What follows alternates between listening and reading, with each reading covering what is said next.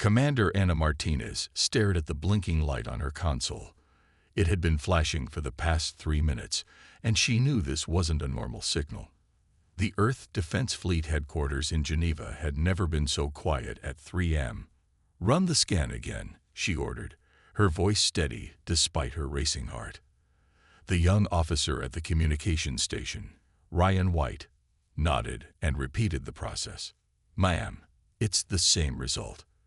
The signal is coming from Andromeda, and it's not random noise. There's a pattern." Martinez walked over to his station, her boots making soft sounds on the polished floor. The year was 2157, and humanity had spent decades listening to the stars. They had found nothing until now. "Get Dr. Murphy from the linguistics department," Martinez said. "Wake her up if you have to." 30 minutes later, Dr. Lisa Murphy rushed into the control room, her gray hair messy and her glasses slightly crooked. She didn't waste time with greetings, going straight to the data screens. "This is impossible," she whispered after a few minutes. "This isn't just a pattern. It's a language. A warning." Martinez felt the hair on the back of her neck stand up. A warning about what? Murphy's fingers flew over the keyboard, applying translation algorithms she had developed over 20 years. "Give me an hour," she said, not looking up from her work. The hour felt like a year. Martinez ordered coffee for everyone and watched as Murphy worked, muttering to herself and occasionally shaking her head. Finally, the linguist sat back in her chair. "Commander, we need to call the Earth Defense Council. Now." Murphy's face had gone pale. The message. "It's from a species calling themselves the Centauri. They're refugees, and they're warning us about something called the Nexus." Within 2 hours, the Defense Council gathered in the emergency chamber. Martinez stood before them, her uniform crisp despite the early hour, as Murphy explained what they had learned. The Nexus, it turned out, was not a single species but a collective, a vast empire that moved from galaxy to galaxy, absorbing civilizations into their hive mind. They didn't just conquer, they dominated completely, turning entire species into extensions of their consciousness. "The Centauri message is clear," Murphy said, her voice trembling slightly. "The Nexus has already taken most of Andromeda. They're moving in a pattern, galaxy by galaxy. The Milky Way. Earth. Where next?" Council member John Baker leaned forward. "How long do we have?" 3 months, Murphy answered. "Maybe less." The room erupted in shocked whispers. Martinez raised her voice to be heard above the noise. "There's more to the message. The Centauri say they've been watching us. They think there's something different about humans, something they've never seen before." Murphy nodded and pulled up a new set of data on the main screen. According to their observations, human brains process information differently from any species they've encountered. They think it might be important, but they don't know why. "Can we contact these Centauri?" asked Council member Alice Green. "Get more information." Martinez shook her head. "The message was sent 2 weeks ago. The Centauri ship that transmitted it." She paused, choosing her words carefully. "The message ends with sounds of weapons fire. We don't think they survived." The council chamber fell silent. Martinez looked at each council member in turn. "We have 3 months to prepare for an enemy that has conquered countless civilizations. An enemy that doesn't just want to defeat us. They want to absorb us, control us, make us part of them." Baker stood up slowly. "What do you recommend, Commander?" Martinez had been thinking about this since the message first came in. "First, we keep this quiet for now. No need to cause global panic.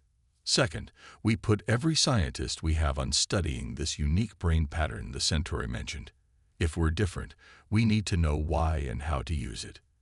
And third," Green asked, "third, we prepare for war. Not just any war, the biggest fight humanity has ever faced. We need every ship, every weapon, every soldier we can get, because in 3 months, we're either going to become another conquered species, or we're going to show the universe something it's never seen before. The council voted unanimously to approve Martinez's recommendations. As she left the chamber, Murphy caught up with her. "Commander, there's one more thing," the linguist said quietly. "The very last part of the Centauri message, after the weapons fire, they said something else. My translation might not be perfect, but I think they said, 'Earth is different. Earth might be the key. Earth might be the only hope.'" Martinez stopped walking and looked out the window at the dawn breaking over Geneva. Somewhere out there, beyond the peaceful morning sky, an unstoppable force was heading their way. But maybe, just maybe, they weren't as unstoppable as they thought. "Dr. Murphy," she said, "get me everything you can about these unique brain patterns, and get me Peter Howard from the physics department. If we're going to save Earth, and maybe the whole universe, we need to understand what makes us different." As Murphy hurried away, Martinez stayed by the window. In 3 months, either humanity would fall like all the others, or it would rise and show the cosmos why they were different. The commander allowed herself a small smile. The Nexus had never met humans before. Maybe it was time they learned why that was a serious mistake. The next few days passed in a blur of activity. Martinez coordinated with military leaders worldwide while keeping the true reason for the mobilization secret. They called it a readiness exercise, the biggest in Earth's history. Meanwhile, in labs across the globe, scientists began studying human neural patterns with new urgency. 1 week after the message arrived, Peter Howard made the first breakthrough. He burst into Martinez's office without knocking, his eyes wild with excitement. "Commander, we found it," he exclaimed, spreading papers across her desk. "The Centauri were right. Our brains are different. The way we process information, the way we think, it creates a kind of natural interference pattern. It's like we're broadcasting on a frequency that disrupts psychic signals." Martinez looked at the complex diagrams. "Are you saying we're naturally resistant to mental control?" "Not just resistant," Howard said, grinning. "We might be completely immune. And if we can understand how it works, we might be able to amplify it." For the first time since the warning arrived, Martinez felt real hope. Earth had 3 months to prepare for an invasion by an enemy that had never failed to conquer a civilization. But maybe, just maybe, they had found the one thing the Nexus never expected to encounter: a species they couldn't control. The real work was just beginning. Peter Howard hadn't slept in 3 days. Empty coffee cups littered his lab at the Earth Defense Research Center, and his computer screens glowed with endless streams of neural data. Dr. Lisa Murphy watched him with growing concern as he paced back and forth, talking quickly. "Look at this pattern," he said, pointing to a brain scan. "Every human has it. It's like a natural firewall in our minds." Murphy stepped closer to the screen. "But why do we have it? What made humans develop this defense? That's the interesting part." Howard pulled up another set of images. "Remember how our ancestors survived by outsmarting predators? It seems our brains evolved to resist outside influence. We developed strong mental boundaries because we had to think independently to survive." The door opened, and Commander Martinez walked in. She looked as tired as they felt, but her eyes were sharp. "Tell me you have something good." Howard nodded eagerly. "We found out why the Nexus's mind control won't work on us. But that's not the best part." He pressed a button, and a new image appeared on the main screen. "We can make it better." Martinez leaned forward. "Explain." "It's like a muscle," Murphy cut in, understanding where Howard was going. "The more we use it, the stronger it gets. And if we can train people to focus this ability, we could create a feedback loop," Howard finished. "Not only would their psychic attacks fail, but they might even bounce back at them." Martinez walked to the window, thinking. The Geneva sunrise painted the sky in shades of orange and pink. 2 months remained until the Nexus arrived. How long to set up a training program? "We've already started," Murphy said. "We converted the old military base under the Rocky Mountains. We're calling it Project Firewall. How many people can you train at once? Hundreds, Howard replied. Maybe thousands. The basic technique is simple once you understand it. It's like learning to flex a mental muscle you didn't know you had. Martinez turned back to them. Show me. The next day, Martinez stood in a testing chamber deep under the mountains. Howard attached sensors to her head while Murphy explained the process. Close your eyes, Murphy instructed. Imagine building a wall in your mind, not with bricks or steel, but with your thoughts. Make it strong. Make it solid. Martinez followed the instructions. At first, she felt silly, but then something clicked. She felt it, a sensation like a shield spreading through her mind. Perfect, Howard exclaimed, watching the readings. Your neural pattern just doubled in strength. Now try to push back against any foreign thought. They spent hours practicing. By the end, Martinez could create her mental shield in seconds. But more importantly, she could feel how to make it stronger. This is incredible, she said, removing the sensors. But will it be enough? It has to be, Murphy replied softly, because it's all we have. The next few weeks passed in a blur of activity. Military bases around the world became training centers. Soldiers learned to strengthen their mental shields. Civilian volunteers joined the program. Everyone who could be spared trained day and night.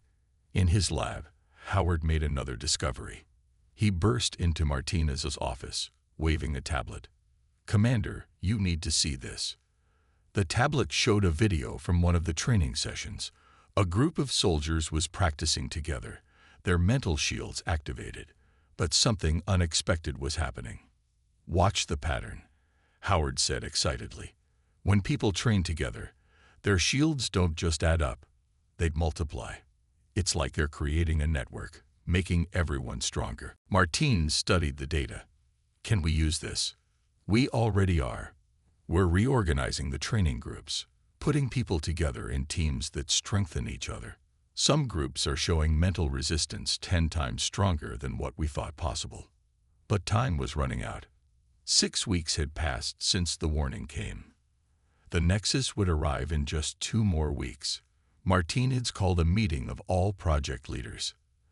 They gathered in the mountain facility's main conference room. The atmosphere was tense but hopeful. Howard and Murphy presented their latest findings. Every day we get stronger, Murphy explained. The human mind is more powerful than we ever knew. But the Nexus has conquered entire galaxies. They won't expect resistance, but they'll adapt quickly once they find it. Then we need to hit them hard from the start, Martinez said. No holding back. No waiting to see what they'll do. The moment they enter our solar system, we show them exactly what they're dealing with. Admiral Richard Hudson, who had been coordinating the fleet preparations, spoke up. Our ships are ready. Every crew has been through the training.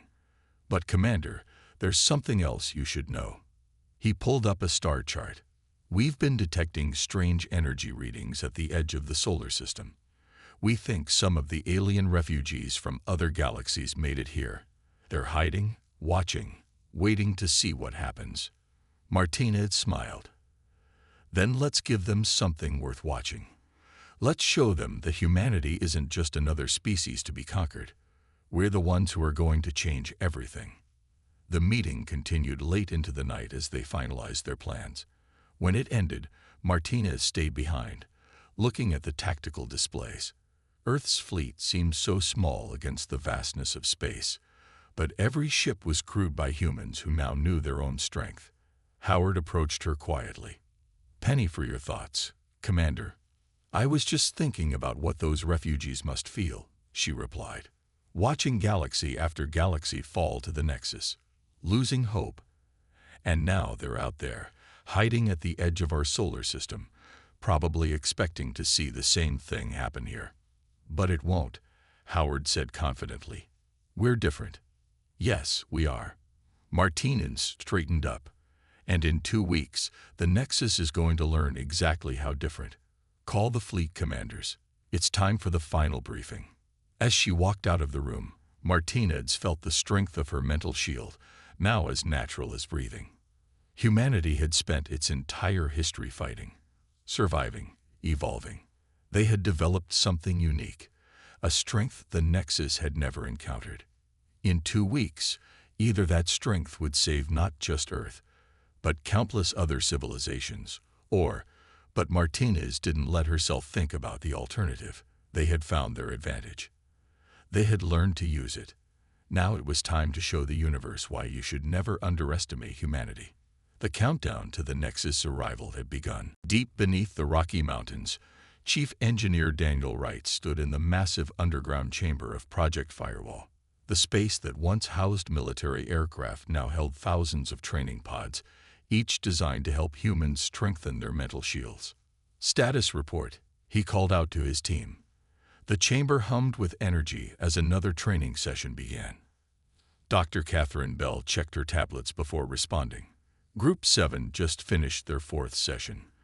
Their mental shield strength is off the charts. She showed him the readings. "We're seeing something new, Daniel. When they work together, their shields aren't just getting stronger, they're changing." Wright walked between the rows of training pods, watching people with their eyes closed, faces concentrated in deep focus. Some were soldiers, others were civilians, all learning to use their minds as weapons. "Changing how?" he asked. "It's like..." Bell paused, searching for simple words to explain the complex data. "Imagine throwing a rock into a pond. You get ripples, right? Well, these mental shields are creating ripples that cancel out enemy waves while strengthening friendly ones. It's beautiful, really." Their conversation was interrupted by an alert. Commander Martinez was calling from the command center. Wright answered immediately. "Commander, you need to see this," he said, sending her the latest data. "The training is working better than we hoped." On the screen, Martinez studied the numbers. "Good, because we just got word from our deep space watchers. Those refugees we detected, they're coming out of hiding. They want to talk." An hour later, Wright and Bell stood with Martinez in a secure meeting room. On the main screen, they saw their first clear image of the alien refugees. They looked almost like tall, thin humans with silvery skin and large, dark eyes. The alien who spoke identified himself as Zvar, a survivor from a galaxy the Nexus had conquered 2 years ago. He spoke through a translation device.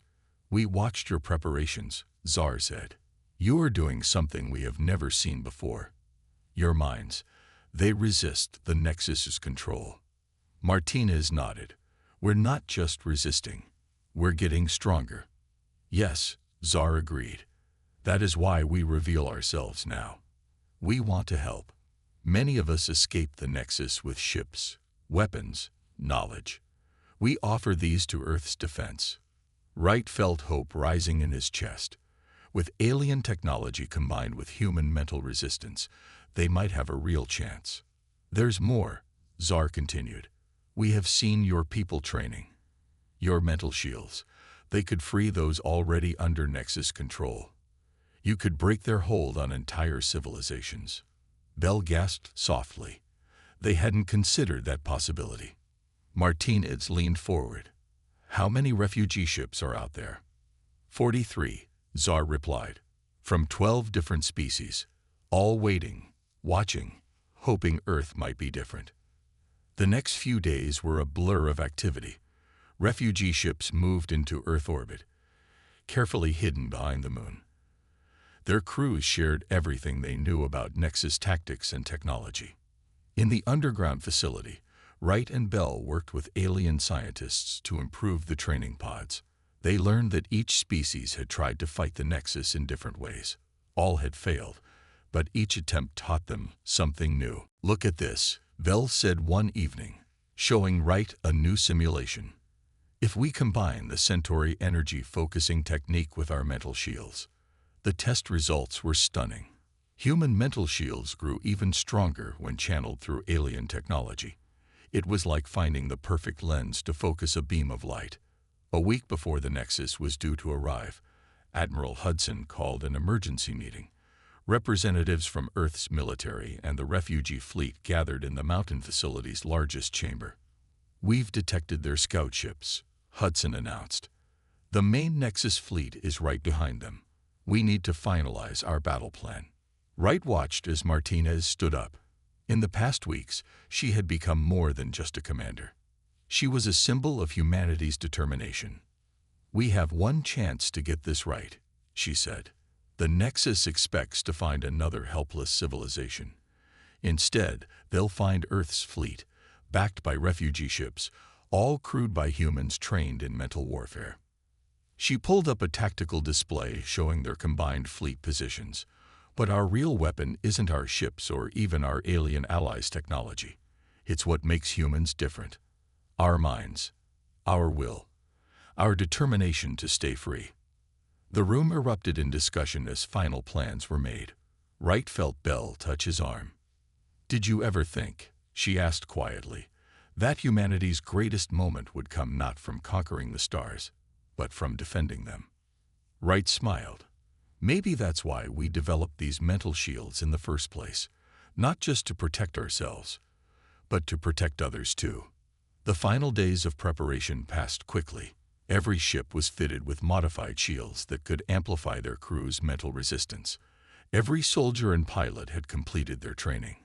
The refugee fleet was in position, hidden but ready. 3 days before the Nexus' expected arrival, Wright stood with Bell in their underground control center. On the screens around them, thousands of mental shield readings glowed steady and strong.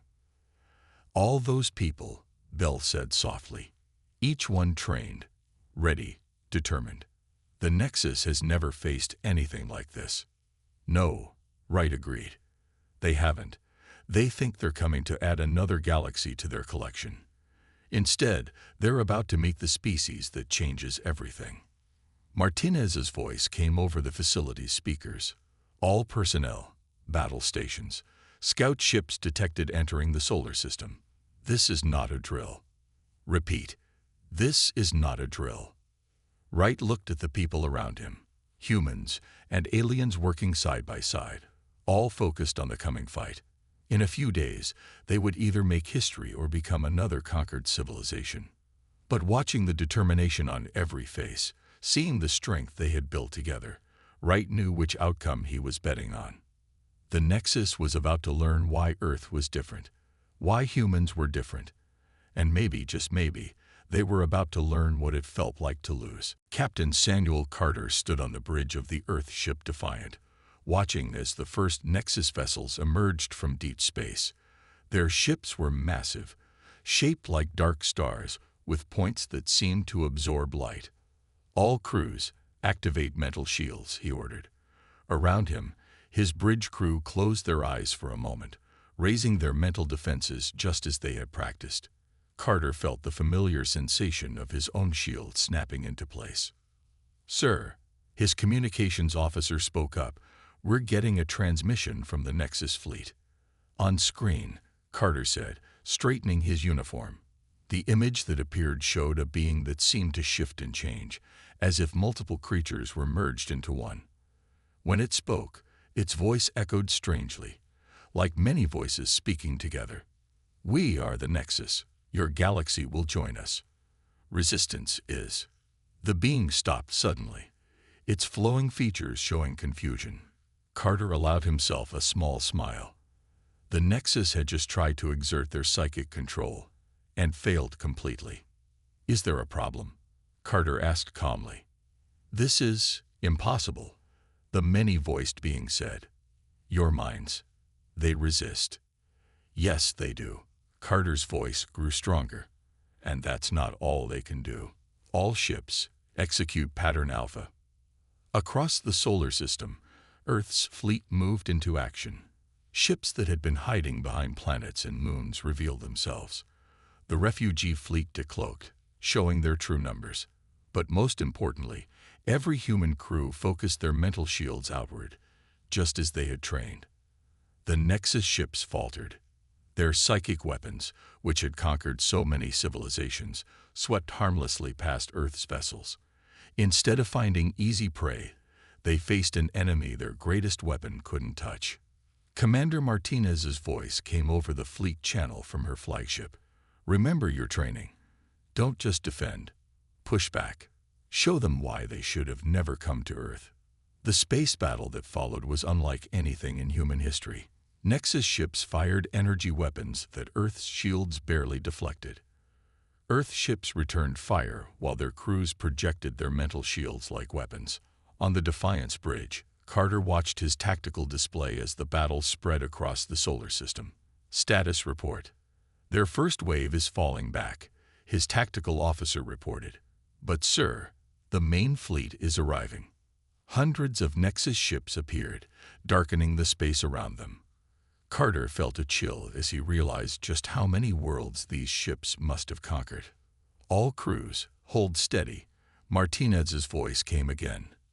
Remember, they've never faced anything like us. We are humanity's best hope. We are the universe's best hope. The Nexus fleet's commander appeared on screen again.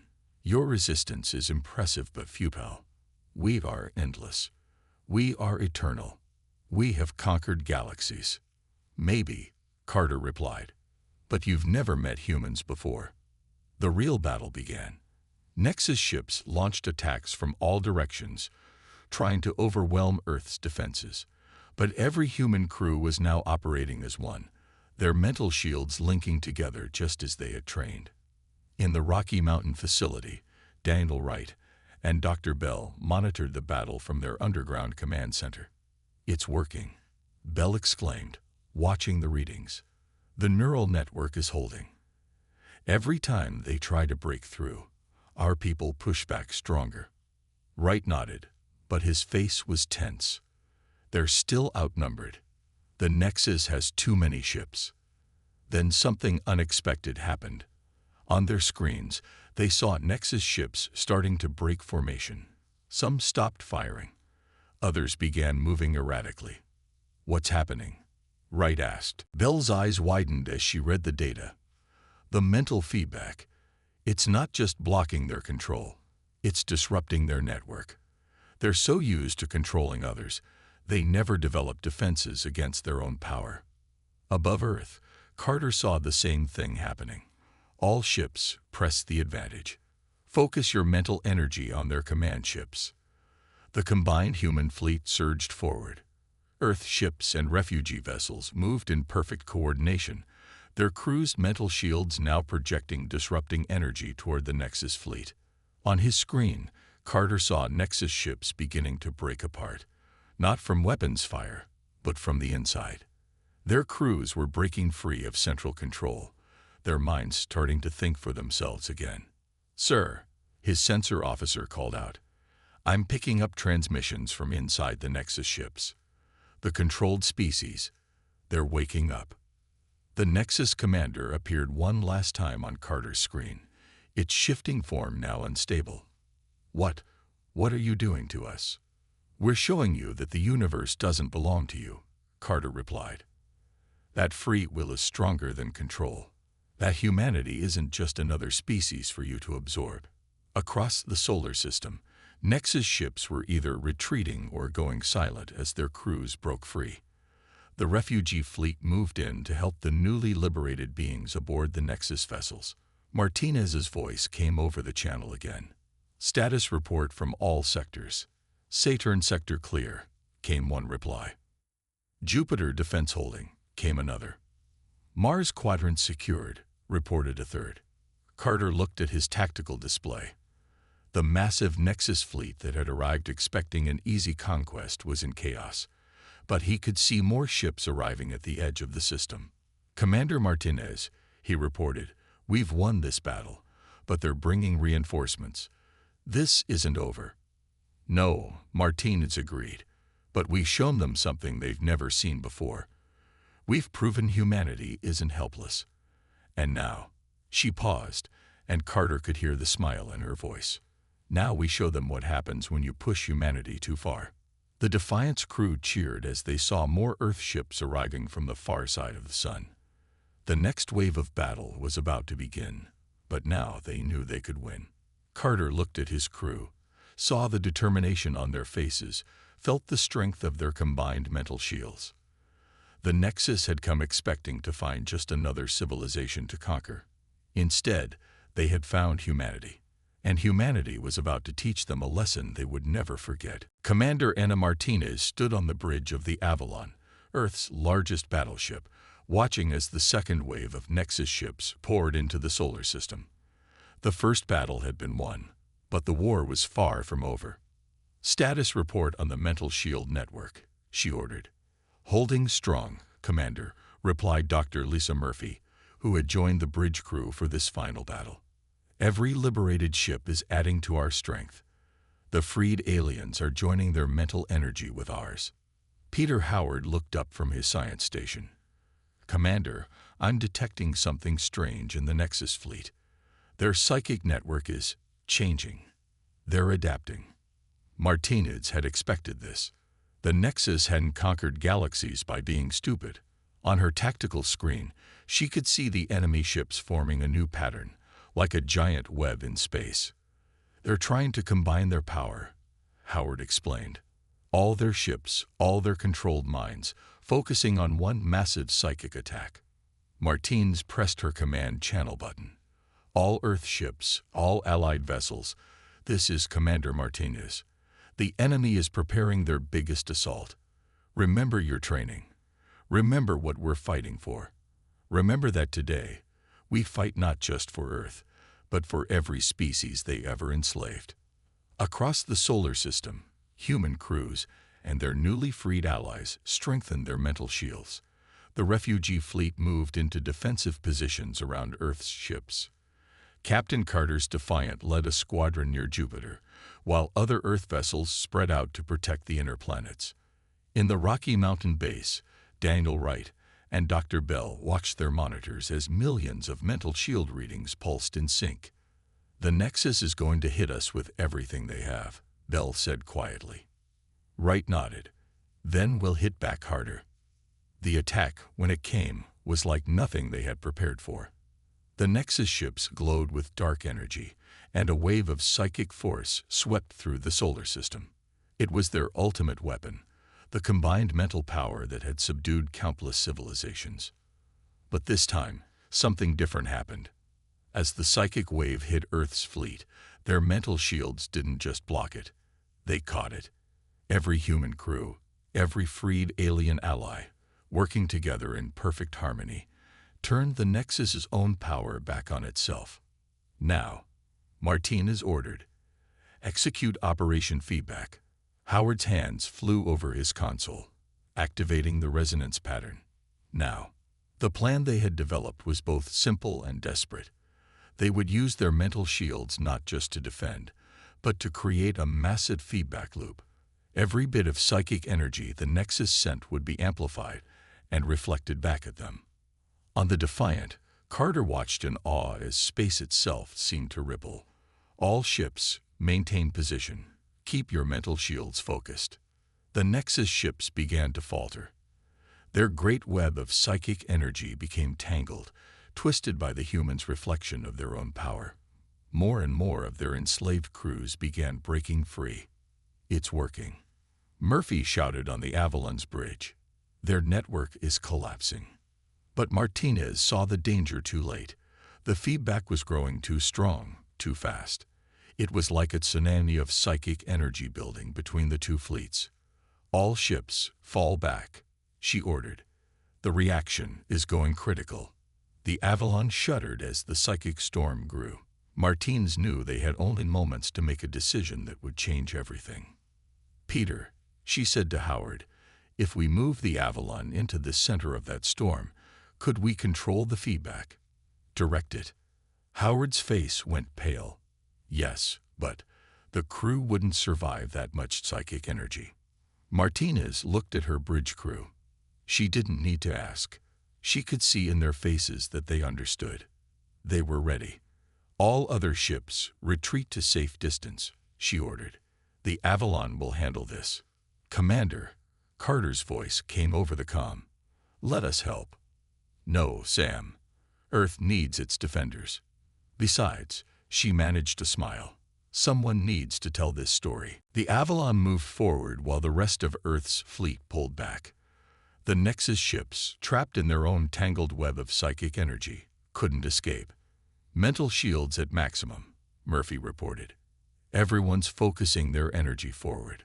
Martinez stood at her command station. Let's show the universe what humanity can really do. Full power to the shield network. Channel everything into the feedback loop. The Avalon flew into the heart of the psychic storm. Every crew member focused their mental energy, not to block, but to reshape and redirect the massive forces around them. They took the Nexus' own power, amplified it through their unique human mental patterns, and turned it into something new. The explosion of psychic energy was visible from Earth as a flash of light brighter than any star. When it faded, the Nexus fleet was in chaos. Their ships drifted powerless, their crews finally free from centuries of control. The Avalon was gone. In the days that followed, the liberated species began the long process of rebuilding their civilizations. The Nexus's forced unity was replaced by willing cooperation between free peoples. Earth's fleet, led by Captain Carter, helped establish new connections between worlds that had been isolated under Nexus control. 1 month after the final battle, Carter stood in the United Earth Council chamber, delivering his report. The Avalon's sacrifice changed everything, he said. Commander Martinez and her crew didn't just defeat the Nexus. They broke its power forever. The feedback loop they created somehow burned out the Nexus's ability to control others. They can never enslave another species. In the Rocky Mountain facility, now transformed into a center for teaching mental shield techniques to other species, Wright and Bell installed a memorial wall. On it were the names of the Avalon's crew, with Martinez's words inscribed below. The greatest power in the universe isn't the ability to control others. It's the will to remain free, and the courage to fight for the freedom of all. Earth had changed the galaxy in ways no one expected. Humanity's unique mental resistance, born from millions of years of evolution, had become the key to universal freedom. Ships from hundreds of worlds came to Earth, not as conquerors or conquered, but as equals eager to learn. The stars no longer trembled at the approach of the Nexus. Instead, they shone brighter in a galaxy where freedom prevailed, where different species worked together by choice, and where humanity had proven that the strongest power in the universe was the will to remain free. And somewhere, in the endless depths of space, the light of the Avalon's last battle still traveled outward, carrying the story of Earth's rise and the crew who gave everything to change the universe forever.